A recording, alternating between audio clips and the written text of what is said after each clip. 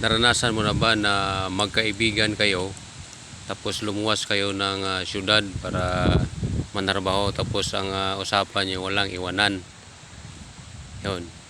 Nangyari na yan. Kanina dapat may kasama kami na apat na ililipat dito. Ito yung bagong environment. Yan. Dito na ako. Wala na ako dun sa syudad. Andito na ako. Presko kang hangin. Oh. Pusog kang hangin.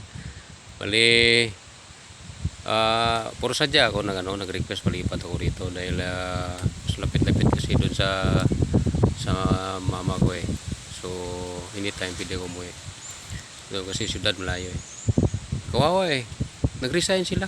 Kasi nga ayaw na pumayag na kasi 8 sila eh.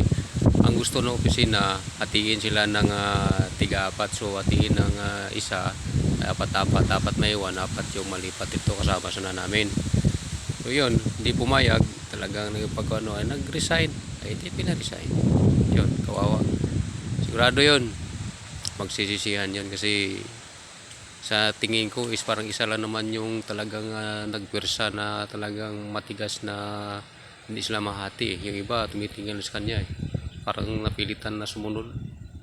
Sigurado yung pagka walang trabaho yan, magsisihan yun ngayon. Right. Siguro yan talaga siguro. Yung nung leader nila na wala talagang iwanan. Yan nangyari.